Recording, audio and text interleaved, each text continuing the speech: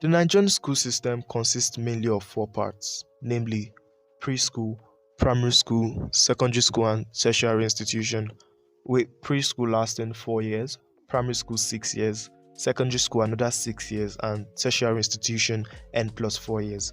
Looking at this, you realize that the first 20 years of your life are spent in a system that transforms you into a work machine, but with little or no jobs available for you to practice in your chosen field of study. I mean, this system has little or no provisions to cater specially for general creative and talented people. If we do overlook the excesses of this system, it can be quite fun and bearable. I mean, you do spend the first quarter of your life growing up in this system. The first stage, preschool, but as I like to call it, soft life, is kindergarten all through to nursery school. There's really nothing much going on at the kindergarten stage because the babies don't have much to talk about, but we still find them talking. They are usually confused, but they wait patiently or cry loudly until their parents come to their rescue at the end of the school day. They are notorious for creating big messes just for the fun of frustrating their caretakers. Nursery school is the second part of soft life. It's like the third child in a family of four siblings, but no one gives a shit. By this stage, everyone is comfortably walking and flaunting their cartoon-themed school bags and lunch boxes. Those that can perform somersaults without getting caught by the teachers are considered the cool kids. No one really gets flogged at this stage unless they are very, very, very stubborn or they have a big head. Children at this stage generally cap to each other. Like, Kendi, why would you think we believe that you have a functioning Ben 10 wristwatch or that your dad can fly? Bro, you capping. The next stage is the primary school stage.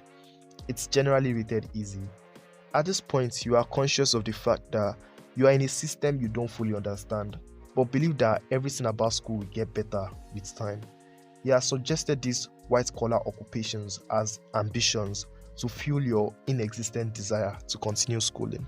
On the bright side, you'd have a lot of playmates to get through every day with. Notice, I called them playmates, not friends, because friends don't threaten to report you whenever you mistakenly. Pardon me, I was getting too personal.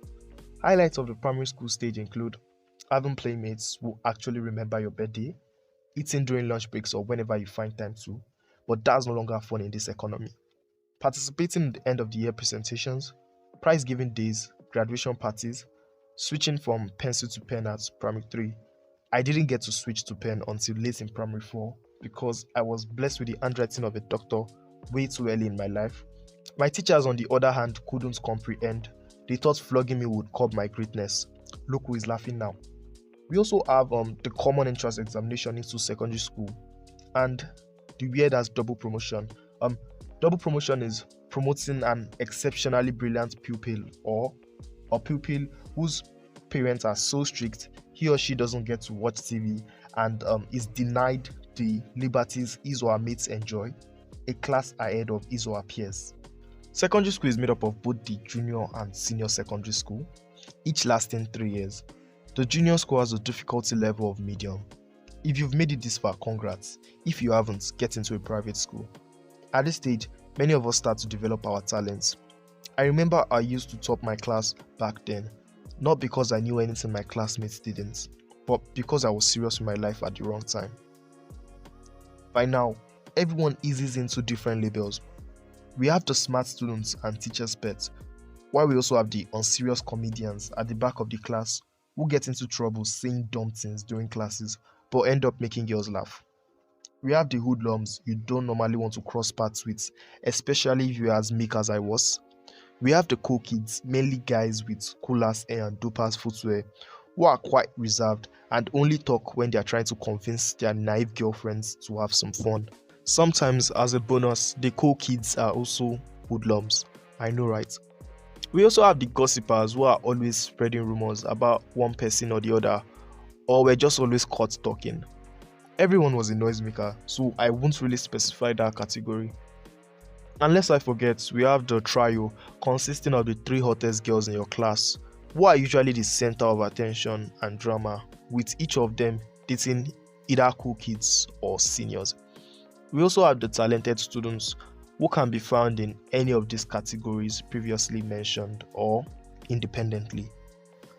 There's a general belief that the closer you sit to the board, the better your academic performance. There's no scientific proof to this, and I don't know how true this is, but you sure as hell would always find me at the front of the class because I was short. Senior secondary is just junior secondary school with the difficulty level switched to hard. At this point, you realize you've spent up to 13 years in the system and everything you were told was a lie.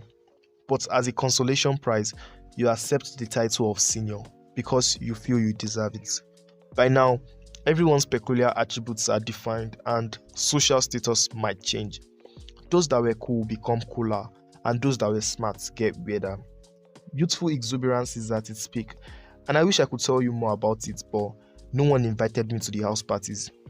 I did decode that the houses were called hives, and everyone attended the parties because they were honey.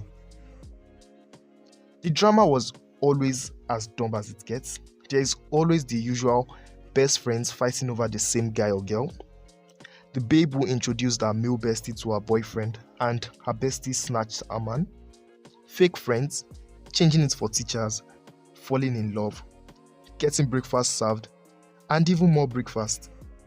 By the end of this stage, many students discover the career paths that will best suit them, while others question their long-held career beliefs, with JAM being the major determinant in both scenarios.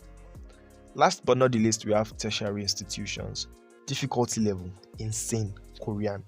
That's where I'm at right now. I'm a freshman, so I really don't have much to say. ASU is even giving me the best first year experience. If you've made it this far, congrats. If you haven't, get into a private school. If you don't know what you are doing at this time, it's alright, you're not alone. At this point, you are either chasing your dreams or you're trying to stop Sakpa from steering your wheels in the nearest future. Don't forget to have fun, although you'd be alone most of the time. I couldn't come up with the better part of this video because I'm new here. So expect a future video on the complete tertiary institution experience. I remain your host, MZ Altis. Catch you in the next one. Peace.